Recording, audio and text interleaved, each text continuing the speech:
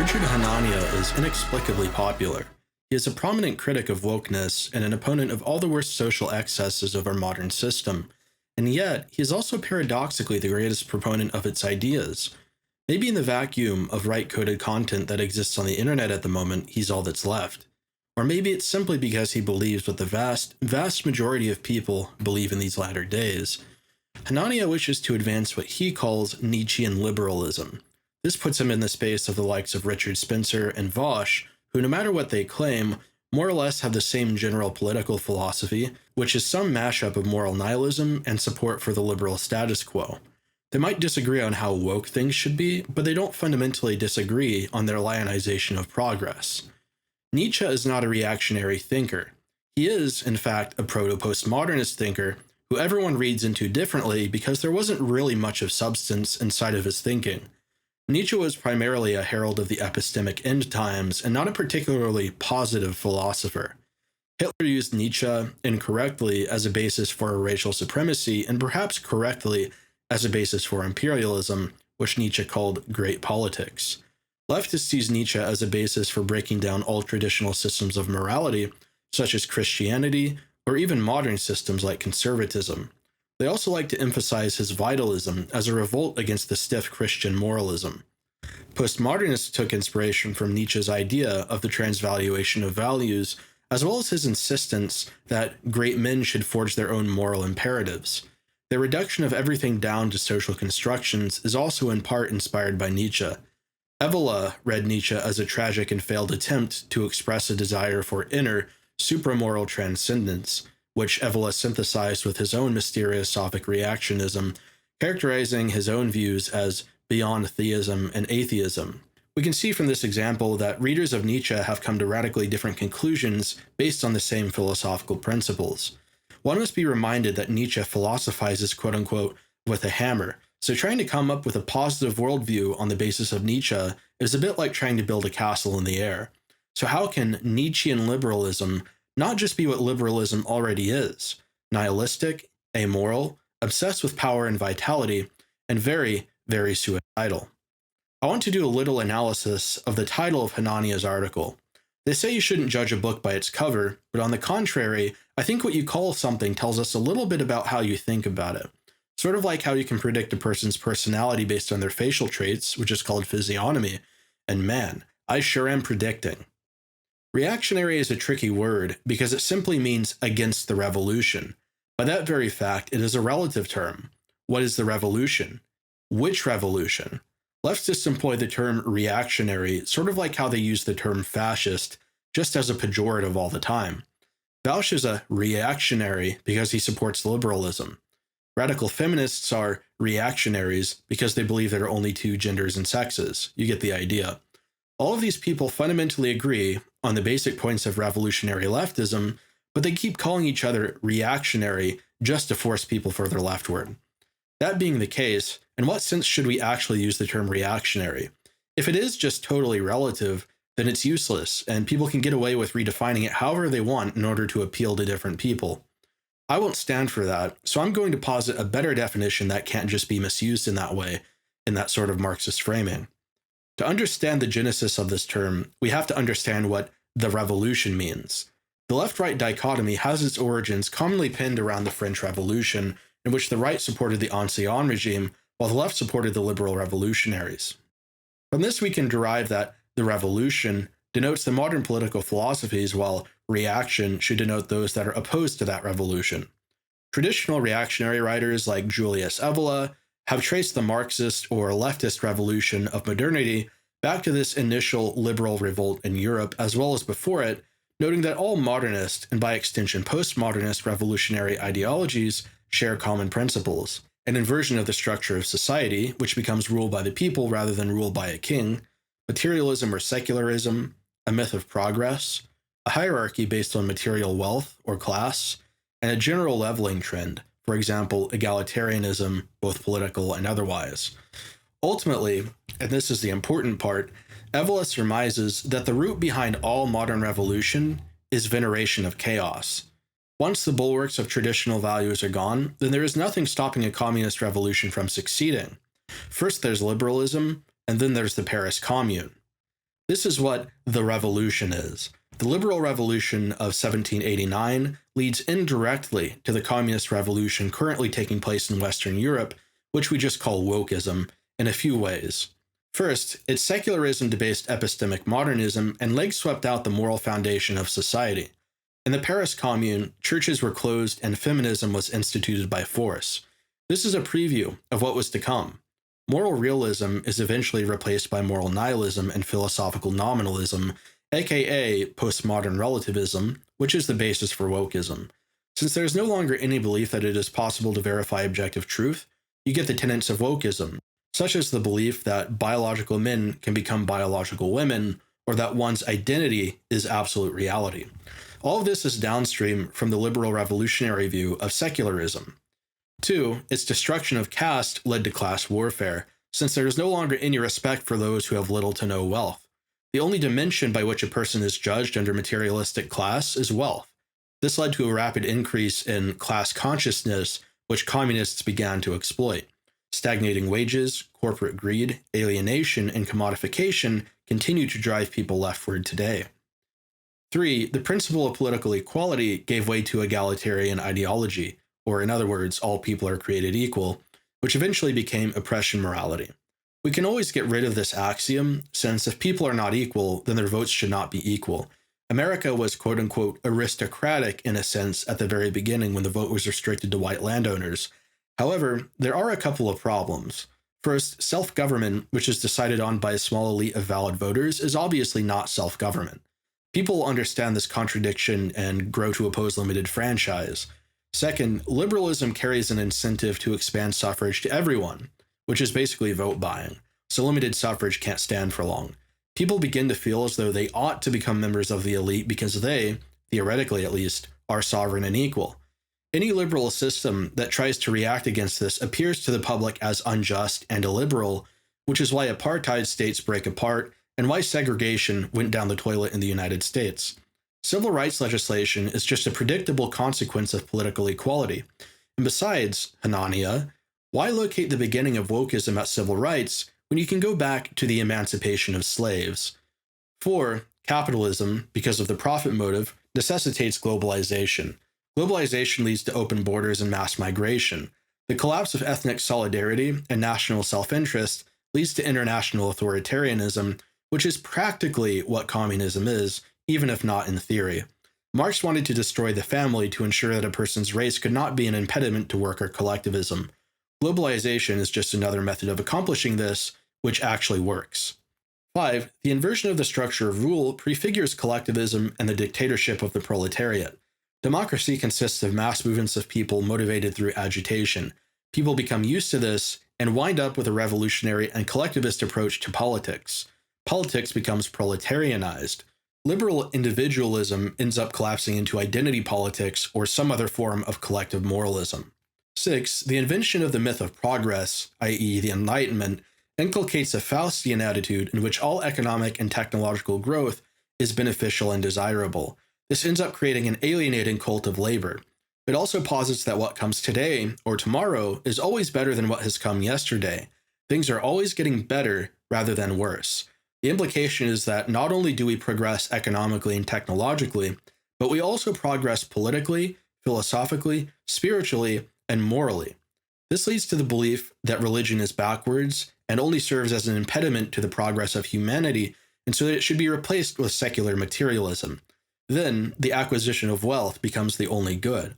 Wealth is distributed unequally, and since not only are all presumed to be equal, and also since there is no longer any dignity left for a person who does not have wealth, wealth disparities are felt as unjust and political revolutions inevitably break out against the system. The collapse of caste and religion breeds resentment and inures people to the communist worldview. At the end of the day, what you're left with after liberalism comes into vogue is the following. 1. The proles believe that they can and should rule themselves. 2. Complete moral nihilism, and so there is no longer any justification for the existence of an elite. 3. Resentment based on natural inequality, combined with the lack of a moral justification for inequality. You inexorably get a revolt of the proles against the elites, which ends in communism. Many advocates for liberalism who don't like the inevitable end results of the liberal revolution have a puzzling reaction.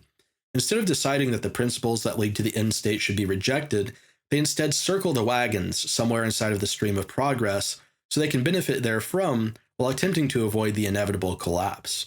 This simply is not a wise strategy, and it's the reason why liberal conservatism has failed to conserve a single thing. It's why, despite decades of attempts by people from within the system of liberalism to combat communist subversion, it has ultimately fallen to that subversion. Everyone has already bought the revolution, and they're unwilling to let it go, so it keeps backfiring in their faces. Of course, we can level the criticism of inevitable failure against any political system, because all systems have an expiration date. However, liberalism has proven uniquely incapable of resisting revolution, in part because it is, itself, a revolutionary system. Liberal rule in the United States begins around 1776, and perhaps it began to end sometime around 1945, after the defeat of the last quote-unquote reactionaries in Europe, and after the UN was founded at the Tehran Conference, which definitively ended popular sovereignty within liberal nation-states. At this time, communists were infiltrating the State Department through the OSS and staging a takeover of the country. That's only 169 years. Feudalism, on the other hand, lasted over 1,000 years before falling to revolt. Monarchy lasted about 400 or 500, so that's not a good track record for liberalism. Ultimately, the whole project of this liberal wagon circling is contingent upon one inane assumption. Human nature is not so bad that collectivist and egalitarian ideologies are always going to be prevalent among the masses. They simply need to be protected from cancerous ideas that make them a threat to progress, which come from both the right and left. Somewhat paradoxically, democracy does a pretty good job of this relative to other systems. All liberals have to assume that human nature is, on the whole, rational and conducive to the well-being of a people because they give rights to every single person and put no limits on market actors who themselves wield a lot of capital and power. Unfortunately, liberals are decisively wrong. The fact that people are, in general, conformists as well as opportunists and thus easily pressured by quote-unquote cancerous ideas means that giving them any measure of power can be disastrous. If human nature were, on the whole, quite good, then there would be no need to protect them from cancerous ideas because they would be able to rationally determine which ideas are and are not worth following. The history of the evolution of liberal thought is the history of liberals realizing that leaving people to their own devices does not self-perpetuate liberalism. Karl Popper had to come up with the paradox of tolerance to justify using authoritarian measures to enforce liberal hegemony on the population. After the elites start circling the wagons, then the system is no longer even liberalism, but rather it becomes thinly veiled authoritarianism with a market economy. Wait, that kind of sounds like China. Besides, democracy does not do a better job of keeping out subversive ideas. And by the way, ideas are nothing without people to spread them in the first place. Is Saudi Arabia woke? What about China? What about North Korea? Apparently, democracy is such a great system at preventing quote-unquote cancerous ideas from spreading that it was unable to stop abolitionism, unable to prevent a mass communist infiltration of the State Department in the 50s, unable to hold on to nativism at the turn of the century, unable to avoid Wilsonian globalism, unable to prevent Zionism from taking hold, unable to hold off the proto-communist policies of FDR, unable to prevent the Hart-Celler Act from opening the country's borders and demographically replacing white Americans, unable to stop Lyndon B. Johnson's Great Society Welfare Program, unable to stop Reagan's amnesty, unable to prevent the formation of the United Nations, unable to prevent the Long March through the institutions, unable to stop the Civil Rights Movement, unable to stop the Zionist war in Iraq, unable to prevent the rise of the Weather Underground in the 70s, and unable to stop wokeism.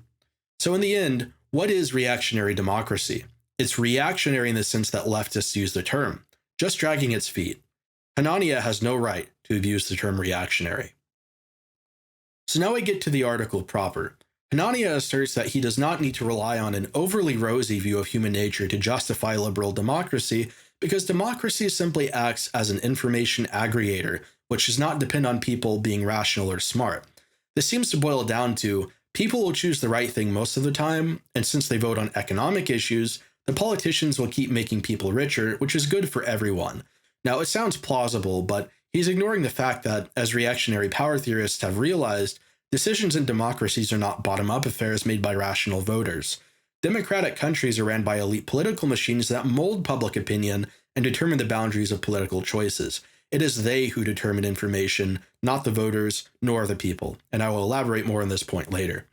Second, Hanania insists that democracy guarantees peaceful transfers of power, as if this were necessarily a good thing. I will concede that democracy is good for manufacturing consent, pacifying populations, and convincing them that they have chosen their own slavery. But if a system or a ruler is bad, we can make a good case that a political system would be better, not worse, if it tended to make these bad rulers or systems go away. This is the basis for Hoppe's argument that bad dictators are better than bad democratic leaders. Bad dictators get cooed out of existence. Bad democratic leaders get to stay in office and then live opulent lives as celebrities and authors once they're out. Hanania indicates that he has read Hans Hermann Hoppe's book, Democracy, the God That Failed, which is quite wonderful since it's a well-written, paradigm-shattering critique of liberalism. However, Hanania has artificially reduced its argumentation to only one area, which is Hoppe's insistence that monarchy is a superior political system for ensuring that the leader of a nation acts in that nation's interest economically. However, Hanania takes issue with this claim on the basis that it would retard economic growth, since not only is there an information problem, but the leader spends most of his time figuring out how to act in order to stay in power. As he puts it, quote, political and economic liberalism have gone together.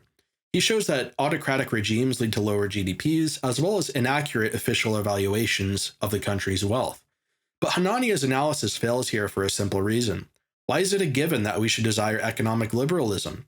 Obviously, reactionary monarchy, which is the exact philosophical antithesis to liberalism, does not coincide with liberal economic policies because its ideas are rooted in tradition, and so it does not aim to create a liberal marketplace, nor does it care about maximizing economic growth. It purposefully restrains market growth in order to preserve certain values, as well as the integrity of the state and its people, as well as its spiritual life. When Hoppe contrasted monarchy and democracy, he aimed to show not necessarily that monarchy would lead to superior economic outcomes as a measure of total wealth, but rather that the way it generates and applies what wealth it does generate is going to be less detrimental to the national interest than what would occur under a democracy. In democracies, leaders print money, they take out absurdly huge debts they cannot repay, and other fiscally unsustainable practices based on modern monetary theory, which supposes that infinite growth means infinite credit because no one can be held to account. This makes a lot of money, but it cannot go on forever. The government, comprised of thousands of faceless people and powerless representatives, is as a whole responsible for the debt, not any individual person. This means that there is no reason why a given politician or functionary should not just kick the can down the road for the sake of present benefit, since if, or when, as the libertarians see it, the government defaults on the debt, these politicians will face zero recourse from the public or any other organization, since it was never actually their fault. It was the government's fault. If a monarch took on debts he could not repay, then he himself would be responsible for them and he could be removed from power or otherwise held accountable. He therefore has an incentive to only take sustainable economic actions. Of course, it is merely only an incentive, and in history, monarchs did sometimes become quite indebted. However, in the grand scheme of things, it paled in comparison to the monstrous national debt the United States has piled up, and which it can never be responsible for nor repay. Hoppe also claimed that democracy creates an incentive to rob the treasury, since politicians are only in for so many years and they have to get maximum self-benefit out of the system before they're gone. This is obviously true. Politicians offer stimulus to the public through inflation-causing money printing in order to increase chances of re-election. Basically, it's just vote buying. Obama did this, as well as Trump and Biden. Leftist politicians also try to court black voters with promises of increased welfare. Overall, it's worse for the economy, but it is quite good for the individual politician who can simply blame either his predecessor or the government for the problem, or even the greedy corporations or whatever it is who don't want to pay higher taxes for dim programs. We can also see how politicians, who only get to their respective positions because they had self-interested donors giving money with strings attached to them, invariably use their power in order to give back to these donors or interest groups at the expense of the people. For example, the Zionist lobby was big behind Donald Trump. He used his power to move the US embassy to Jerusalem, as well as to send Israel even more aid. When Biden took office, he made absolutely sure to put Wall Street into his cabinet. Democratic politics is essentially all quid pro quo, and Hanania does not give a rebuttal to this problem beyond a nebulous claim that autocracies do not act to increase their own stability. Needless to say, if you want a system that maximizes national interest, we cannot accept quid pro quo and the endless clashing of external interests. As I've said, Hanania is artificially truncating Hoppe's arguments against democracy down to just economics. The more persuasive case that Hoppe made against democracy in the book, which he derived from Bertrand de Jouvenel, is that democracy is not truly liberal nor democratic. He explained that democracy only serves to obscure the true center of power in a country, which is the ruling class. Joseph Bronsky likes to call this the patriciate, which I think is a better term, since it explicitly includes people such as political donors, the leaders of corporations, financiers, as well as the deep state, the party political machine, and members of the government itself who are influenced by all of the previous actors.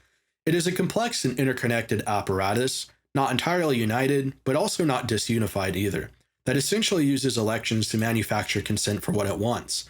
What its members fight over is what de Jouvenel calls the imperium, which is more or less the extent of the power of command that exists inside a state. Liberals like to imagine that in democracy, there isn't really a power center, and that it's just an organic exchange of power mediated by the people, and so the people are in effect ruling themselves. But de Jouvenel shows explicitly that democracies do have power centers and a kind of authoritarian clique that makes commands. It's just that they get obscured by the existence of elected representatives. We could parsimoniously sum this idea up as democracy is just a veiled oligarchical tyranny in which the only relevant conflict is among the elite. This reality explains why democracies do not always act in the interests of the nation, nor in the nation's own stability. Liberal democracies around the world are united in facilitating mass immigration and open borders policies, even though these things cause a serious decline in national stability, national security, and are extremely bad for the host populations economically.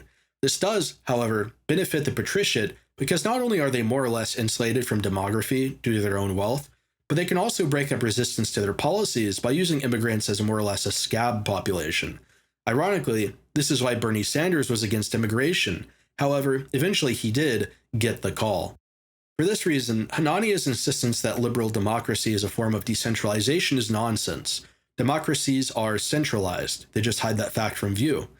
Another issue with Hanania's argumentation is that he presumes that there can ever be such a thing as an impersonal process that avoids the folly of the conflict between the elites and the masses. You shouldn't trust the people, and you shouldn't trust elites. It's better to trust processes and institutions where incentives are aligned and there are mechanisms for revealing and aggregating information. Dictatorships have shown little historical ability to create, foster, or protect such institutions and processes, while democracies have done a comparatively better job. As Hanania himself even states, the elite literally creates these processes and institutions. They have created political parties and determined who gets to run for office and who gets the money. They determine how elections are conducted and with what equipment. And by the way, isn't it interesting that US elections are counted using systems from one company, Diebold? This used to be a huge controversy. As such, there is never a guarantee that these processes and institutions can be a better safeguard against getting it wrong, as the general approach to crime and ethnic strife in the United States demonstrates. Despite the justice system trying as hard as it can to keep biased people out of important positions, such as judge, sentencing is very lenient for non-white criminals, despite the existence of tons of information that non-whites commit more crimes, more violent crime, and more repeat crimes than whites. You might think that at least our institutions provide us with a maximum ability to gather information that we could act on. However, the elite and liberal democracies who form, participate in, and govern these institutions and processes continue to try to neuter these info-gathering operations. In Sweden, for example, they no longer record race and crime statistics. What ends up happening is that, if the information contradicts a policy that the elite disagrees with, then the elite simply modifies that information to justify continuing the policy. These institutions are aligned with the interests of the elite anyway, meaning that they cannot safeguard us against the elites getting things wrong.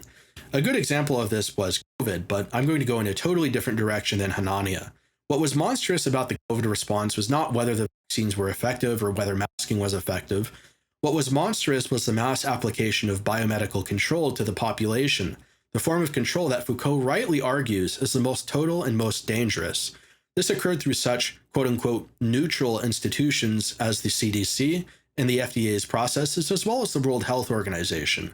What this amounted to was the elite forcing its will upon the masses in spite of the lack of information about anything for the purposes of exercising total political domination. Hanania has the gumption to simultaneously condemn China's zero-COVID policy while speaking favorably about the West's vaccine mandates, which, although softer and more distributed, still got people fired from their jobs like an authoritarian policy.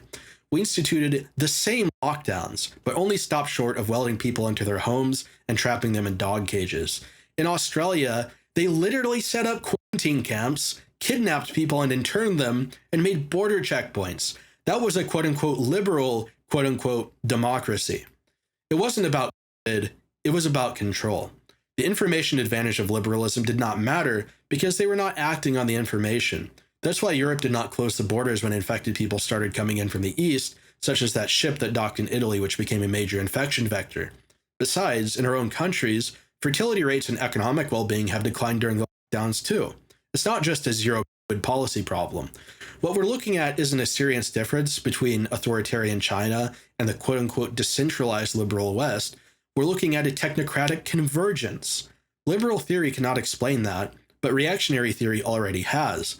All one has to do to dispel the notion that our modern system is quote-unquote liberal is to consider how democratic politicians are aiming to implement the policies of the global government, such as Agenda 2030 smart cities. There is just as much talk of getting walkable cities and 15-minute cities that rely on advanced surveillance technology to enforce their rules in the West as there is in China.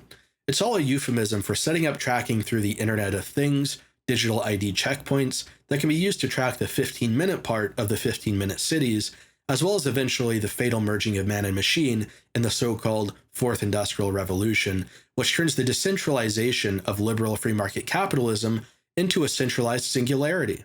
The very thing that Hanania praises about liberalism, its ability to endlessly innovate technologically and economically, will bring about its downfall. The real goal is obviously to create a totalitarian, tyrannical surveillance state. What do you think the Patriot Act was? That is the final development of liberalism. Global government and a post-human singularity. Maybe Hanania should read less Fukuyama and more Nick Land. Hanania, like all liberals, makes appeals to the assertion that liberalism can avoid becoming tyrannical because it is founded on the principles of limited government. However, as Bertrand de Jouvenel has written, and as many people in the classical era observed, democracy always produces tyranny. Why is that? Simply because, quote-unquote, there is no right that people can violate. The theory of popular sovereignty supposes that the government represents the will of the people, and since it is the will of the people, whatever it does to the people is what the people have willed unto themselves. Therefore, no right can ever be violated. Even if we were to attempt to limit the power of a government through some sort of positive law, like a constitution, this does not solve the problem, because the constitution can be altered, reinterpreted, or dissolved by the will of the people. Men are not ruled by laws, they are ruled by men. Feudal kingdoms, in reality, are actually a better example of limited government than liberalism because their sovereignty derived from a limited and superhuman, and thus unchangeable, source, a pact with God. The divine mandate only held when a ruler respected the moral law and did not abuse his authority. If he did abuse it, or violate the pact, then he could be deposed. Not only was his authority delimited by objective moral law, but also his power of command was quite limited because he relied upon vassals, which is what de Jouvenel calls the master class, to get anything done. These vassals were an intermediary between the king and the people, and so they served to check and balance the king's power, which meant that the people could be free from tyranny. The king could not afford to piss the vassals off because they could band together to depose him, or they could simply not listen to him, and the king fundamentally needed these vassals to go to war. In democracy, however, the master class is completely absent, and instead, the ruling class has a total ability to command the people directly. This is why a democracy can have a standing army of 400,000 people or more, as well as intense taxation, while a feudal kingdom could not. De Jouvenel's observation that democracies are war machines par excellence is undeniable. Unlimited sovereignty means unlimited power. Every totalitarian state has employed the same strategy as liberalism to gain power: identify the master class, raise the proletariat against it, then proclaim a regime, quote-unquote, ruled by the people. There is no difference between by the people for the people and the dictatorship of the proletariat. Do not allow liberals to claim that they support limited government. Besides, as de Jouvenel pointed out, divisions of power do not last since their competition inevitably causes them to converge. What happens when the divisions of power no longer have a divided interest? You get a uniparty, or a double government, that has the unlimited power to do whatever it wants because it can manufacture consent. This is exactly what the deep state in the United States is. The rest of the article is not worth responding to in depth because it is merely a reiteration of Hanania's belief in progress. His entire evaluation of good is reducible to whatever makes the most money and whatever advances the technological singularity faster, such as genetic engineering or artificial intelligence. He decries border restrictions, even though open borders destabilize countries and increase crime, because closed borders lead to less revenue.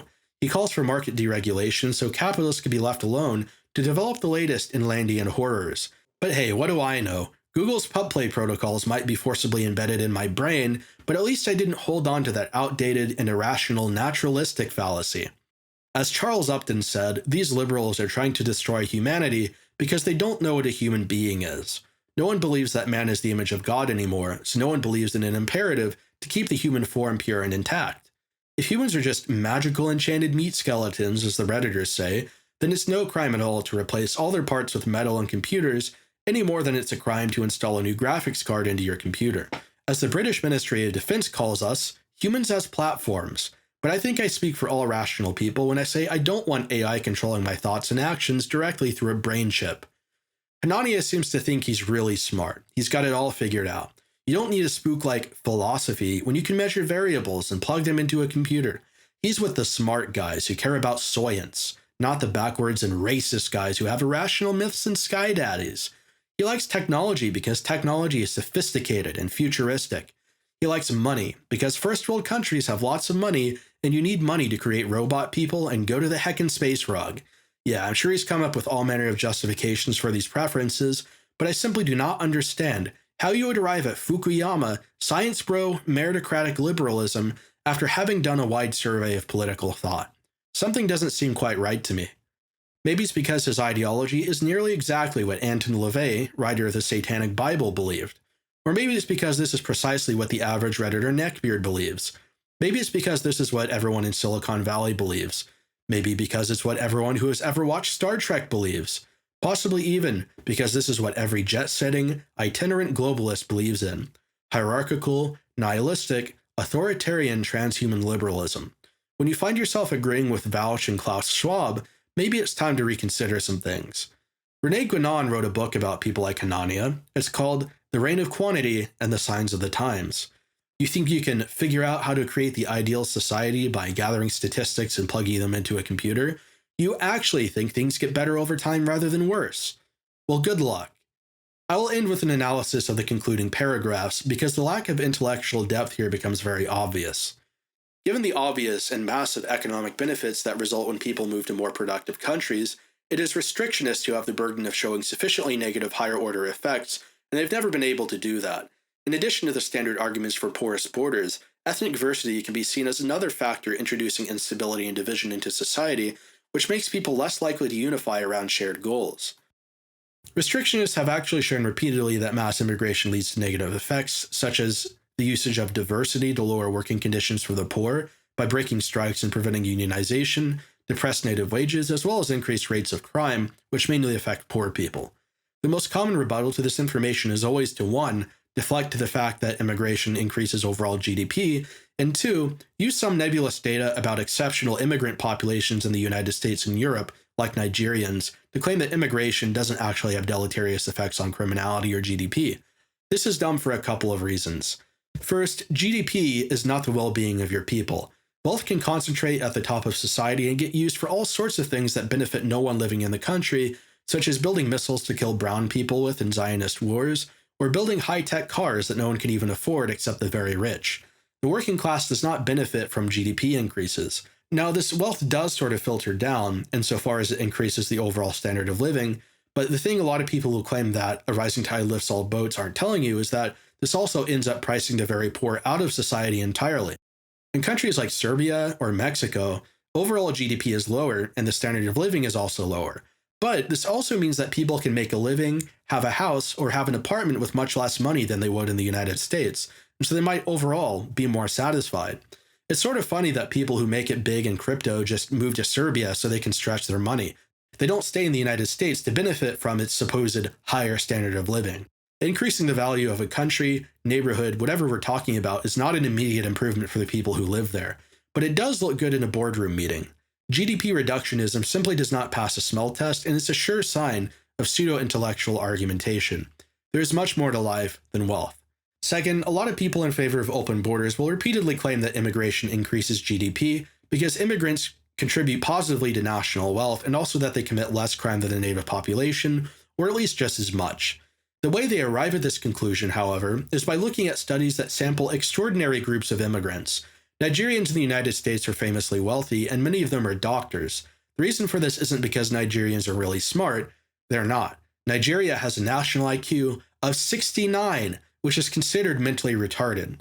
But rather, it's because only exceptional, smart, and wealthy Nigerians immigrate to the United States. We do have immigration restrictions. We don't have completely open borders, and you need to get an H-1B visa to come here if you don't already have family in the borders. And on top of that, you need to be rich enough in the first place to afford a plane ticket, and this cuts out a lot of the less intelligent Nigerians. Inevitably, all the smart Nigerians are going to come here, and then all subsequent immigrants from Nigeria will approach the country's national average, 69. This is called brain drain. So yeah, Nigerian immigration looks good right now, and it's beneficial right now, but eventually it won't be. The situation would be even worse if we did not have border restrictions, just like Hanania insists on having. Besides, the situation with Nigerians in the US is a very special case. If you look at Pakistanis in the UK, or if you look at Arabs in Sweden, the situation is much different. They are obviously detrimental to the host populations because they are more representative of the nations they come from. In the UK, migrants were responsible for the Rotterdam sex abuse rings that were uncovered, and which were subsequently covered up by the Liberals. In France, we got a string of Muslim terror attacks like the attack on the Bataclan Theater. Of course, if you point out, as a commenter did in Hanania's own article, that the vast majority of immigrants in European nations are unemployed and do not contribute to national wealth, slippery Hanania will completely forget that he was previously arguing that immigration is acceptable because it increases GDP. In the same tongue as he, an exponent of Nietzsche, disdains morality and jostles for great politics wars of greater and greater destructiveness, will also proclaim a humanitarian, slave moralist paradigm. Now, immigration is still good because the immigrants will have better lives in the first world country, even if this lowers GDP and comes at the expense of the native population, who will have to foot the bill, suffering from increased taxes, higher crime, decreased social trust, as well as higher property prices, since many immigrants will be occupying all the houses.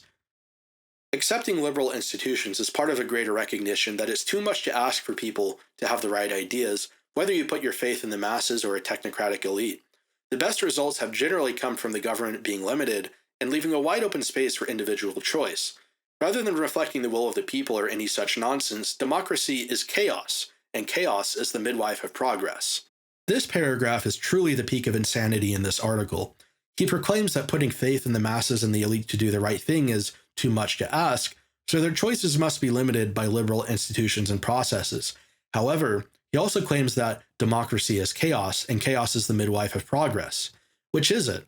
If a random number generator called democracy is the best way to achieve progress, then we don't need to limit the choices of the people. The punchline of this conclusion is that we ought to just open the borders and have chaotic ethnic conflict because, quote-unquote, chaos is good for progress. Except, nearly all of the progress made in the world has been in homogeneous European countries with well-defined borders and political delimitations. Not much progress happens in places like India. Progress happens here in spite of diversity, not because of it. If morality is a spook, and chaos is truly the midwife of progress, then why are we not just Stirnerites instead of liberals? This idea that chaos is good for progress is not only a political claim, but it's an ontological one as well. I mentioned that Hanania believes in the same political ideology as Satanist Anton LaVey, and I didn't mean that Hanania is consciously a Satanist, but he might as well be one, because Hanania does not really understand what chaos is, and so he ends up venerating it. Remember that Silicon Valley elites, like Jack Dorsey, cannot stop quoting Anton LaVey's Satanic Bible. Chaos is not endless motion or noise. Chaos is closer to complete and utter undifferentiated stillness, or formlessness, like a desert. It is only the act of God that puts things into motion. People always confuse chaos for creativity, which is the genesis of modern art, as Fritjof Schuon has pointed out, which is totally bereft of form and quality. A wasteland is a chaotic place, yes, but do you think there's going to be much progress going on in a wasteland? What about after the heat death of the universe? Think there's going to be a lot of progress after that? I mean, technically everything is still there, it just doesn't do anything anymore. The reality is that creativity is order imposing itself upon chaos. It is a relationship between the two, not just a massive chaos by itself. A truly stable, active, and creative political order is one that is thus stable and dominated, not merely a passive, centrifugal vortex like the cup of the whore who rideth upon the beast. A truly creative nation is one that has borders, one that has harmony, and a principle that originates from above. If you want to make a reactionary case for something, maybe try reading reactionaries instead of nihilists, or maybe just read the Bible since we were already warned about that kind of thing. Hanania gets surprisingly close to the Satanist Alexander Dugin's erroneous chaos-based eschatology here, his Nietzsche-inspired and postmodernist philosophy of trash, or perhaps Nick Land's accelerationism, failing to realize it and what it means for humanity. What it actually means is the death of meaning, the death of value, the death of motion and of humanity itself. It heralds the post-human era, the death of progress. It means death, in general. Only a recognition of boundaries, of patronage, of love, and of God can avert this catastrophic ending. Progress was sold to us all as a form of humanitarianism, an end to poverty, an end to suffering, an end to inequality, an end to disease. But what they didn't tell us about progress was that the prize of progress is the elimination of suffering through the elimination of humanity, as the elites continue to build the Tower of Babel. Hanania, like all so-called modernists today, is just a temporarily embarrassed postmodernist. Maybe he'll realize that one day, and then he'll have a choice. He can decide to turn away and become a reactionary again. Or maybe he can chase the postmodern dragon. But he'll have to just accept that if he does, then woke communism is inevitable and he will have no means to oppose it.